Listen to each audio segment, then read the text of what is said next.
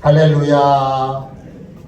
하나님의 도움으로 보호를 받는 삶, 하나님의 도움으로 보호를 받는 삶, 이런 제목으로 같이 말씀을 나누겠습니다.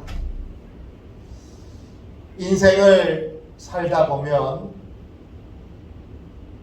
도움이 절실하게 필요할 때가 있습니다. 그때 여러분은 누구에게 도움을 구하십니까? 그때 누구의 도움으로 그 어려움을 극복하십니까? 하나님께 도움을 받는 인생이 있습니다. 또 사람이나 돈이나 권력이나 인기나 등등의 도움을 받길 원하는 사람들이 있습니다. 여러분은 어디에 속하십니까? 복 있는 사람은 하나님을 유일한 도움으로 삼고 하나님께만 도움받기로 결정한 사람들입니다. 시편 146편 3절부터 5절까지의 이런 말씀이 있습니다. 귀인들을 의지하지 말며 도울 힘이 없는 인생도 의지하지 말지니 그의 호흡이 끊어지면 흙으로 돌아가서 그날에 그의 생각이 소멸하리로다. 여호와 야곱의 하나님을 자기 도움으로 삼으며 여호와 자기 하나님에게 자기의 소망을 두는 자는 복이 있도다. 복 있는 사람으로 살 거냐? 복 없는 사람으로 살 거냐? 이건 누구에게 도움을 받기로 결정했느냐에 따라 결정됩니다. 하나님의 도움을 받기로 결정한 사람만이 복 있는 삶을 살 수 있게 됩니다. 하나님이 아닌 사람이나 돈이나 인기나 권력의 도움을 받으려는 사람들은 복 없는 삶, 껍데기뿐인 삶, 늘 실패하고 좌절하고 낙심하고 절망하는 삶을 살 수밖에 없습니다. 오늘 같이 읽은 말씀은 시편 121편입니다. 이 말씀은 찬양입니다. 누가 부른 찬양이냐? 하나님께 도움받기로, 나는 하나님만을 유일한 도움의 대상으로 삼기로 결정한 한 사람이 부른 찬양입니다. 1절 2절을 함께 읽겠습니다. 같이 읽겠습니다. 내가 산을 향하여 눈을 들리라. 나의 도움이 어디서 올까? 나의 도움은 천지를 지으신 여호와에게서로다. 하나님의 도움을 받기로 결정한 사람은 하나님이 계신 곳을 바라보게 됩니다. 산을 향하여 눈을 들리라 할 때 그 산은 그냥 산이 아니라 성전이 지어져 있는, 예루살렘 성전이 있는 시온산입니다. 바라본다는 건 그냥 바라만 본다는 것이 아니라 소망을 거기에 둔다는 것이고, 그리고 하나님께 부르짖어 기도한다는 것을 내포하고 있습니다. 하나님의 도움은 그냥 받는 거 아닙니다. 하나님의 도움을 받기로 결정했다면 반드시 기도에 수고가 있어야 합니다. 그래서 하나님은 우리가 쉬지 않고 기도하기를 원하십니다. 데살로니가전서 5장에 보면 하나님이 우리에게 원하시는 3가지를 소개하는데 그 중에 정 가운데 있는 것이 기도입니다. 어떻게 기도하라고 하셨냐? 쉬지 말고 기도하라 하셨습니다. 쉬지 말고, 이 말은 우리말로는 2개의 단어로 이루어져 있지만 헬라말로는 한 단어로 이루어져 있습니다. 헬라어로 아디 알레이토스, 이게 쉬지 말고입니다. 뜻은 끊임없이 경감 없이, 변함 없이 항상, 이런 뜻입니다.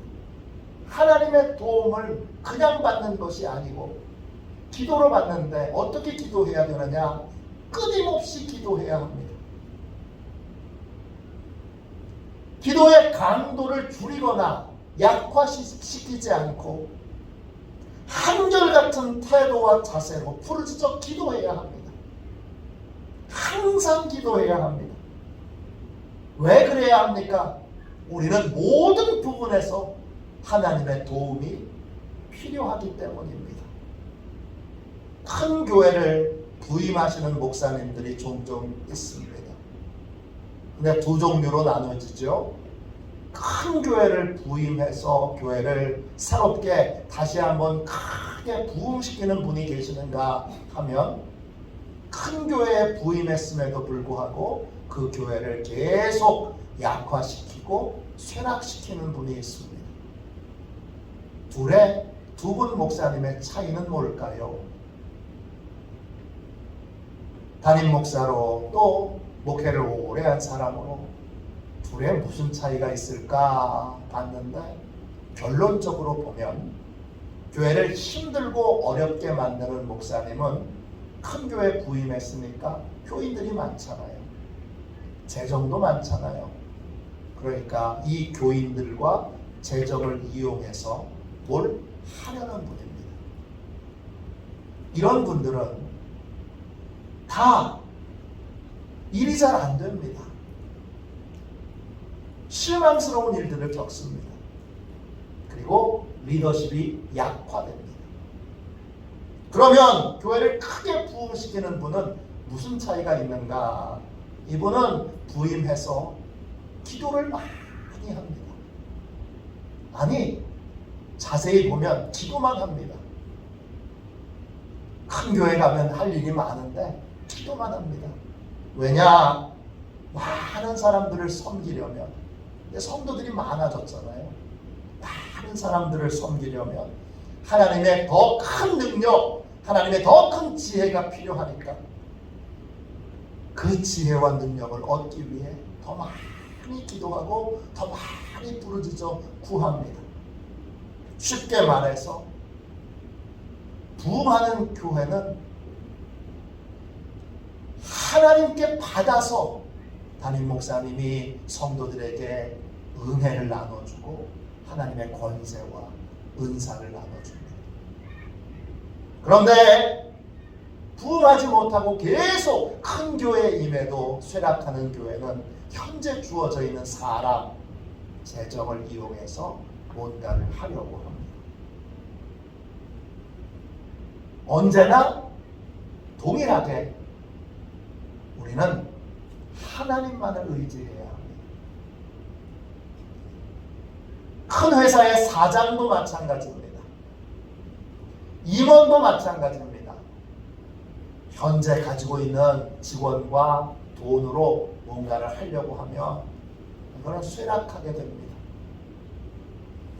하나님께 더 많은 지혜와 능력을 구해서 그 지혜와 능력으로 돈을 활용하고 그 지혜와 능력으로 사람을 쓸 때 그 회사가 크게 부흥하게 되는 것입니다.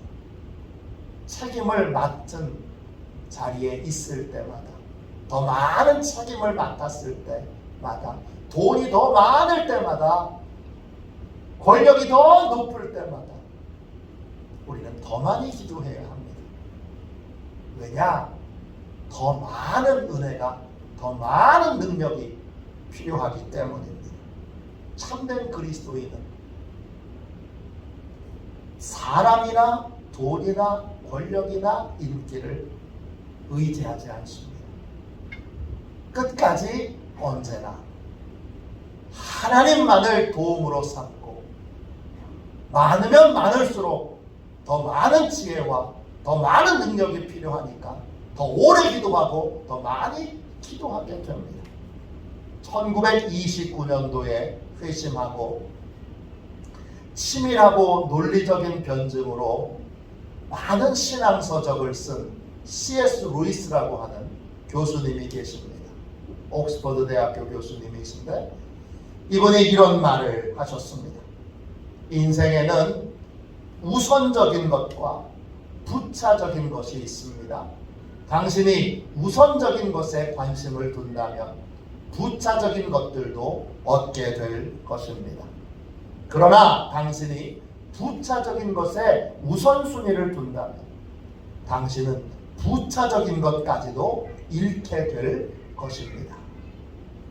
우리는 하나님께 우선해서 관심을 두어야 합니다. 그래서 하나님께 간절히 기도해야 합니다. 그래야 곳곳에 풍성한 하나님의 도움을 받을 수 있고 그리고 아브라함에게 약속하신 대로 복의 통로로 쓰임받을 수 있게 됩니다. 리더십은 복의 통로가 될 때만 발휘가 되는 겁니다. 줄 게 있을 때만 리더십은 발휘가 되고 그리고 하나님께 많이 받아야 줄 수 있게 되는 것입니다. 하나님께 도움을 구하면 하나님은 풍성하게 응답을 주시는데 어떻게 응답을 주실까요? 시편 21편 3절 4절을 보겠습니다. 같이 함께 읽어볼까요? 함께 읽겠습니다. 여호와께서 너를 실족하지 아니하게 하시며 너를 지키시는 이가 졸지 아니하시리로다. 이스라엘을 지키시는 이는 졸지도 아니하시고 주무시지도 아니하시리로다. 그렇습니다. 하나님이 우리를 지켜주십니다. 어떻게 지켜주시죠? 졸지도 주무시지도 않고 지켜주십니다. 존다라는 말은 히브리어로 눔입니다. 기본적인 뜻은 살짝 잠이 든다 이런 뜻입니다. 졸지 않는다가 아니라 존다라는 뜻입니다. 존다는 뜻은 눔 그리고 살짝 잠이 든다 이런 뜻이에요. 선잠을 잔다는 거예요. 그런데 여기에 더 깊은 의미가 있습니다. 어떤 뜻이 있느냐 하면 무기력하게 되다 이런 뜻이 있어요. 졸지 않는다는 건 뭐냐? 기도 응답으로 보면 하나님이 능력이 없으니까 못 들은 척하고 자는 척 흉내를 내신다는 뜻이 존다는 뜻입니다. 그러나 하나님은 졸지 않으십니다. 하나님은 능력이 없어서 못 들은 척하고 잠자는 척하지 않으십니다. 하나님은 들으시고 각양의 능력과 은사로 우리를 도와주시고 즉각적으로 응답하십니다. 하나님은 주무시지도 않습니다. 주무신다 이 말은 히브리어로 야셈입니다. 뜻은 깊은 잠에 빠진다 이런 뜻입니다. 그런데 여기에도 더 깊은 의미가 있습니다. 어떤 의미가 있느냐? 오랫동안 내버려 둔다, 시간을 질질 끈다 이런 뜻이 있습니다. 하나님은 우리가 하나님 좀 도와주세요 그럴 때 나중에 그리고 응답을 미뤄두시고 시간을 질질 끄시는 분이 아닙니다. 즉각 응답하시는 분이고 즉각 우리에게 역사해 주시는 분이십니다. 이게 기도할 때 하나님이 응답하시는 방법입니다. 졸지도 않으시고 주무시지도 않으십니다. 그러면 기도할 때 어떻게 구체적으로 도와주시죠? 첫 번째, 하나님께서는 성공과 실패에 넘어지지 않도록 우리를 보호해 주십니다. 여러분 5절 6절 보세요. 여호와는 너를 지키시는 이시라. 여호와께서 내 오른쪽에서 내 그늘이 되시나니 낮에 해가 너를 상하게 하지 아니하며 밤에 달도 너를 해치지 아니하리로다. 그랬습니다. 하나님은 우리를 지켜주시는 그늘이 되십니다. 그늘이라고 하는 말은 히브리어로 찰입니다. 뜻은 그림자라는 뜻도 있지만 도피처, 또 피난처, 반공호 이런 뜻도 있습니다. 우리 교회 장로님께 여쭤보니까 강화에는 마을마다 반공호가 있더군요. 전쟁이 나면 우리는 반공호에 숨어야 합니다. 하나님이 우리의 피난처가 되시고 반공호가 되세요. 위기를 만날 때 하나님은 피난처가 되세요. 다양한 인생의 공격을 받을 때 하나님은 우리의 반공호가 되세요. 인생에서 우리가 만나는 위기는 어떤 것이 있습니까? 인생의 위기는 크게 두 가지가 있습니다. 하나는 성공이라는 위기가 있습니다. 또 하나는 실패라는 위기가 있습니다. 하나님은 우리에게 지혜를 주셔서 밤의 달만 우리를 상하게 만드는 것이 아니라 낮의 해도 우리를 상하게 만든다는 걸 알려주고 계십니다. 낮의 해는 성공을 상징합니다. 아니, 성공은 좋은 거 아니야?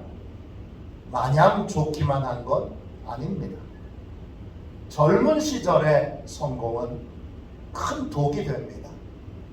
아직 실력을 갖추지 못했는데 운이 좋아서 어쩌다가 얻게 된 성공은 그의 인생을 내내 진지하게 노력하지 않게 만듭니다.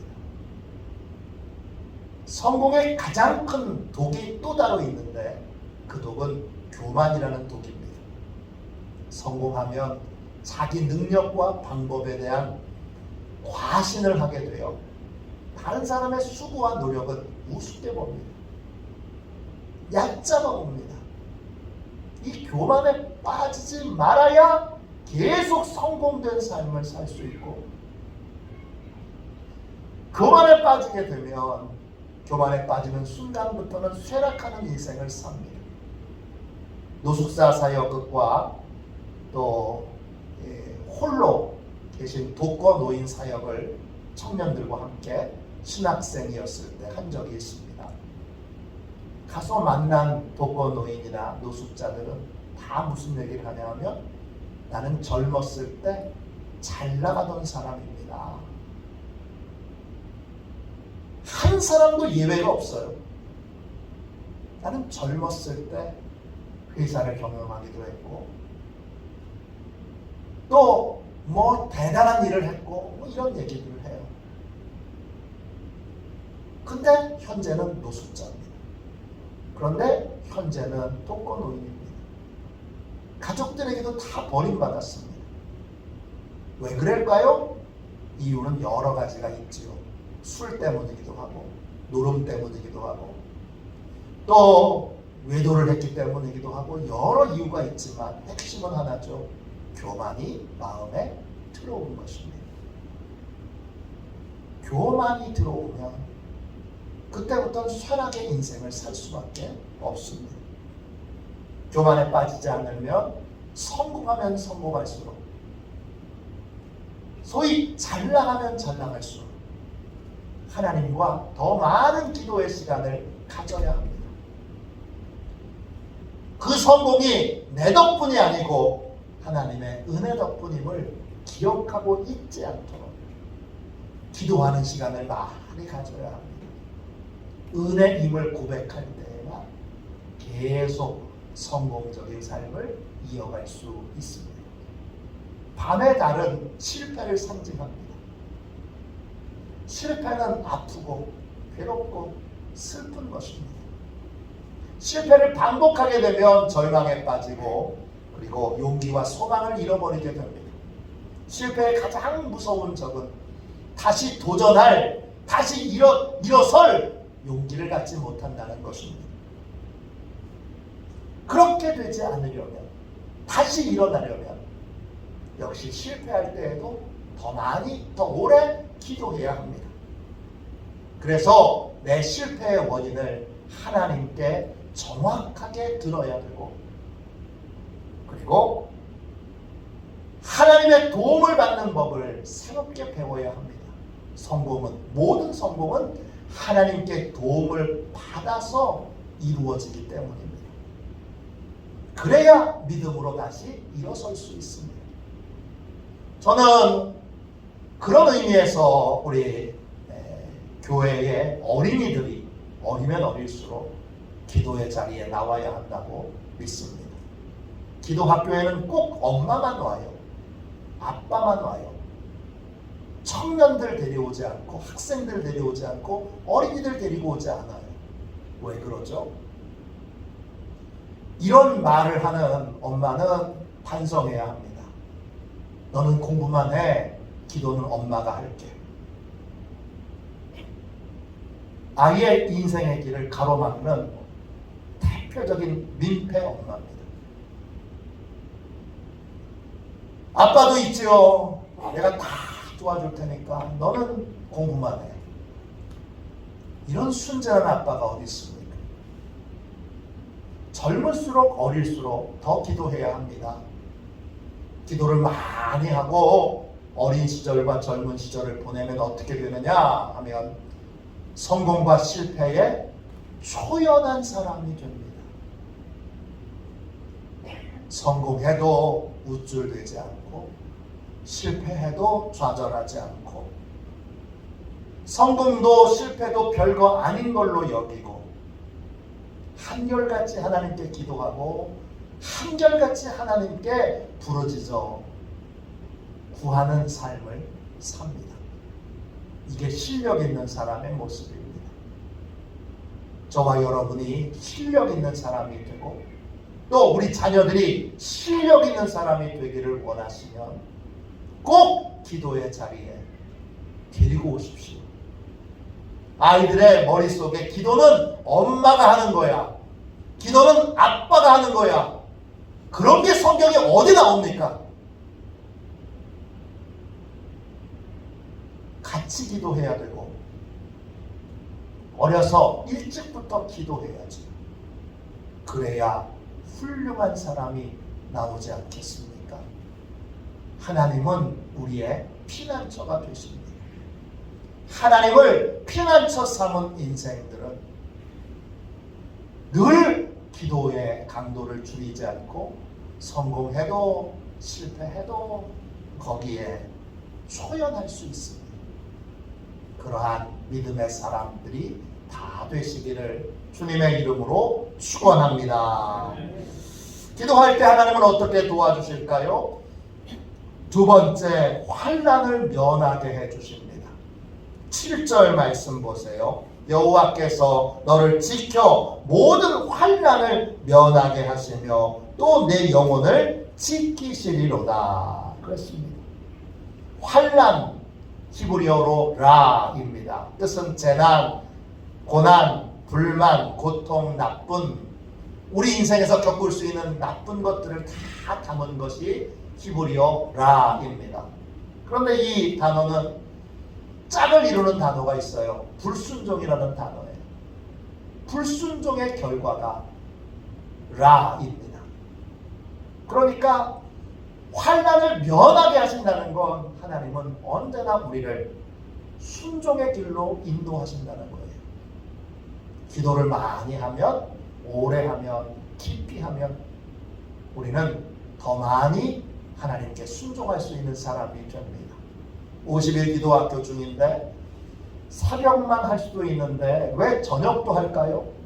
저녁에만 나오실 수 있는 분을 위해서 저녁에 하기도 하지만 또 다른 목적은 저를 기도에 묶어두기 위해서입니다.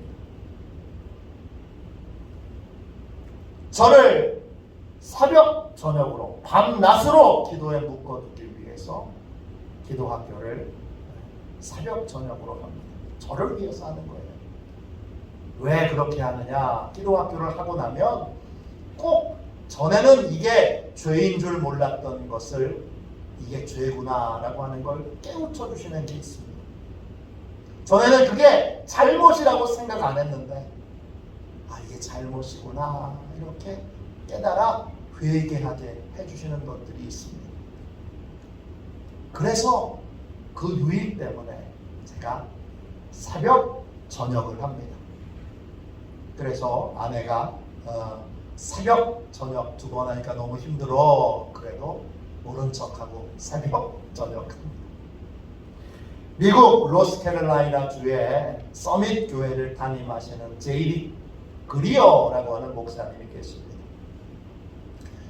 이분이 부임하실 때 서밋 교회가 300명 정도 모였는데 지금은 12,000명 모입니다. 이분이 처음 쓰신 책이 복음 본색이라는 책입니다. 그 책에 이런 권면이 나옵니다. 죄를 멈추는 것은 하나님을 보는 것의 부산물입니다. 우리가 우리 마음속에서 하나님의 아름다우심을 보고 하나님의 무게를 느낄 때 우리의 마음은 죄보다 그분을 더 갈망하기 시작합니다. 성경은 죄를 그만 지으라고 말하기에 앞서 네 하나님을 보라고 말합니다. 하나님을 만나는 시간이 많으면, 하나님께 기도하는 시간이 길어지면, 그러면 환난과 고통의 원인이 되는 불순종과 죄에 대한 더욱 단호한 태도를 갖게 됩니다.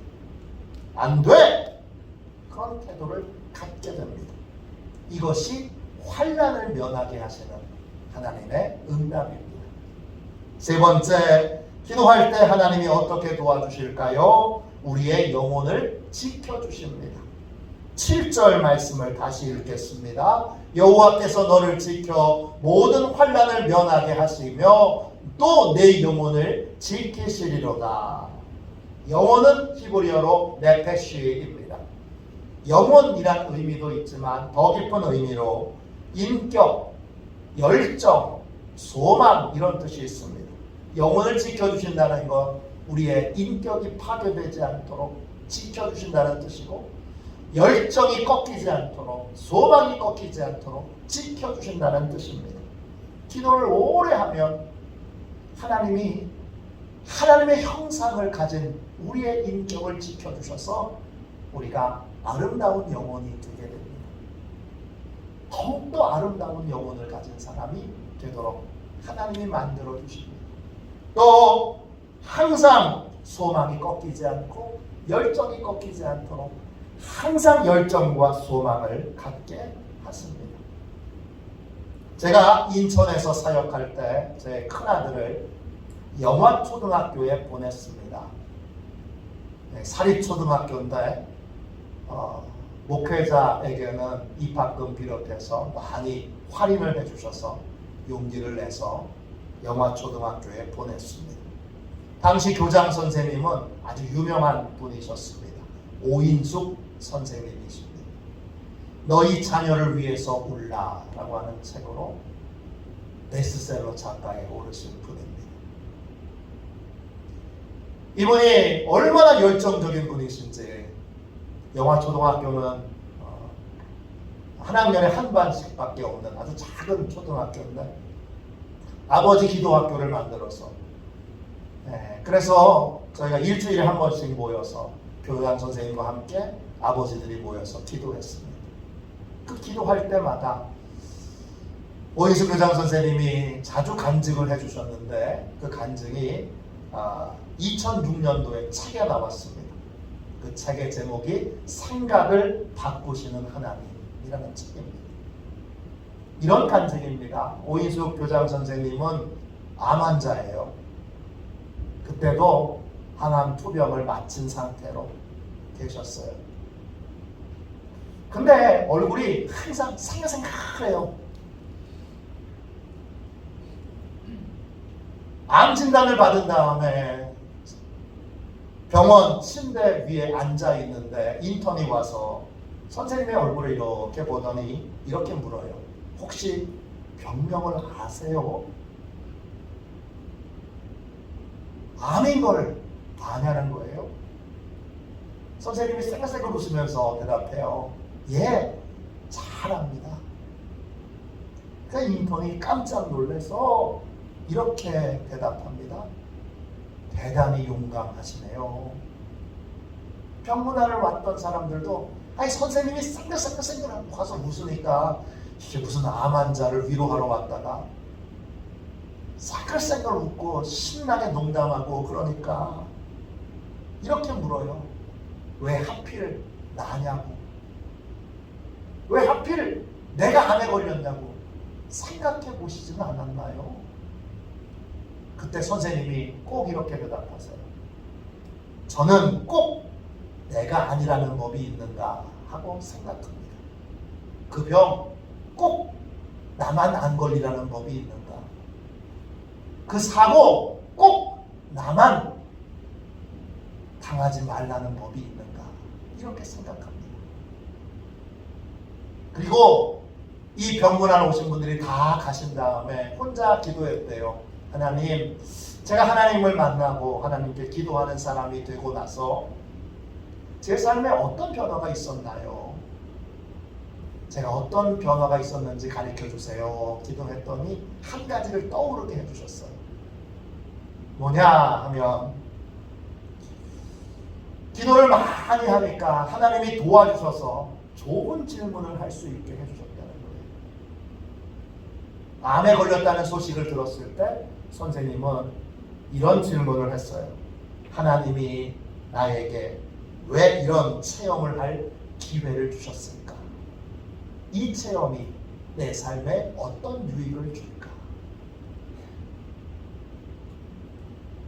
암 치료를 받으면서 꼭 새벽에 그 병원에 있는 차풀에 가서 기도를 하세요. 기도를 했을 때에도 이렇게 질문하세요. 병원에서 만나는 환자를 위해 내가 할 수 있는 일은 무엇일까? 그래서 병원에서 만난 사연을 들은 환자들의 얼굴을 하나하나 떠올리면서, 본인도 아픈데, 본인도 암 환자인데 본인을 위해서는 기도하지 않고 그분들의 병을 낫도록 기도합니다. 또 이번에 차기 인쇄가 꽤 많이 들어오잖아요. 그 인쇄를 그 병원에서 만난 소아암 어린이를 위하여 기꺼이 그 인쇄를 다 사용합니다. 그분이 고백하시는 게 있어요. 고난은 은혜의 통로에. 기도하는 사람에게는 그래요.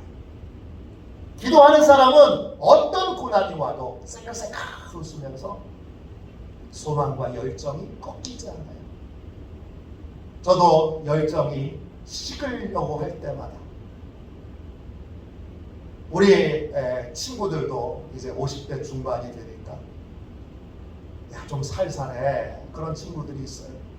그럴 때마다 저는 그때 만났던 오인숙 선생님을 생각합니다. 꺾이지 않는 열정. 20대만이 아니라 50대도 20대 이상의 열정을 품을 수 있다는 그러한 믿음을 갖고,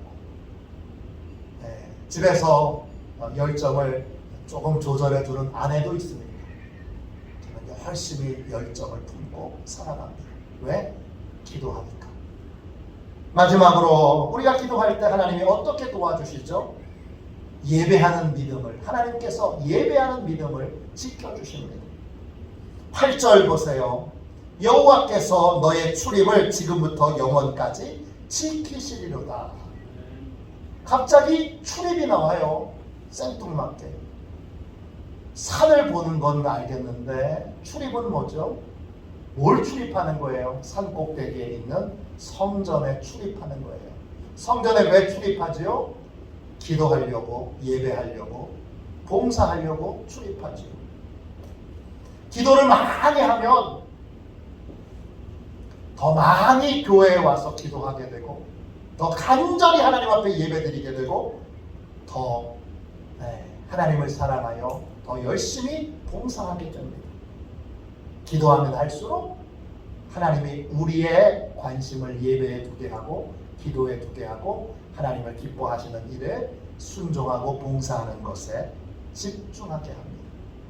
기도하면 기도에 대한 열망이 더 생깁니다. 예배에 대한 열망이 더 생깁니다. 봉사에 대한 열망이 생깁니다. 보세요. 기도하는 사람들은 다 꿈꾸는 사람이에요. 어제 저희가 생명의 빛 예수마을이라고 하는 교회에 갔어요. 그 교회에 가고 그 아름다운 예배당 바로 앞에 해외에서 선교를 마친 선교사들, 은퇴한 선교사들의 숙소가 있어요.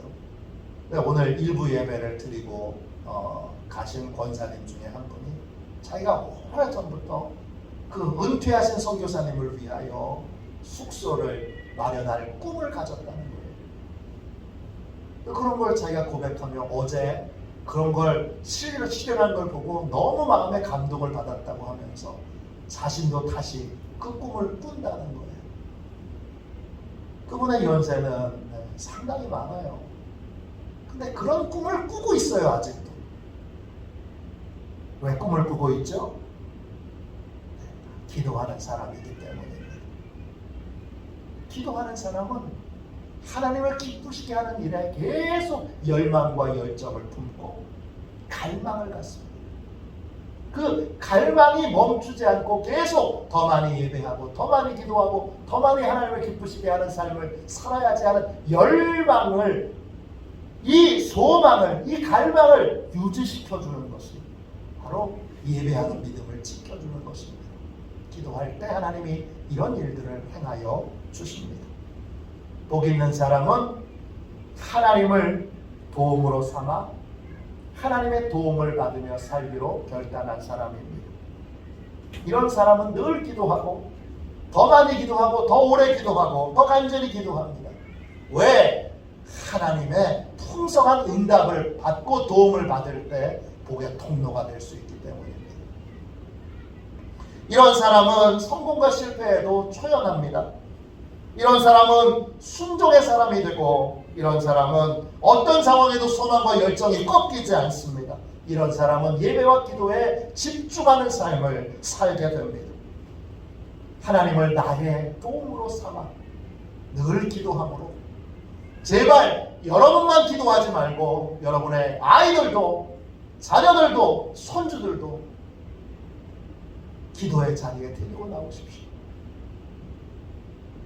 저는 제 외할머니, 외할아버지가 방학 때만 되면 8시 기도에 반드시 참석시켰습니다. 할머니 오늘 너무 피곤해서 그냥 자면 안 돼? 다른 거는 그렇게 인자하신 분이 절대 용납 안 하시고 그 자리에 와서 졸든지 자든지 하더라도 꼭 8시 기도에 1시간 이상을 하는 그 기도에 참석하게 하십니다. 그게 오늘 저를 길러낸 것입니다. 하나님의 도움을 받길 원하면 다른 길은 없습니다. 기도 훈련이 되어야 합니다. 풍성하게 기도함으로, 열심히 기도함으로 하나님의 큰 도움을 받는 저와 여러분이 되시기를 주님의 이름으로 축원합니다.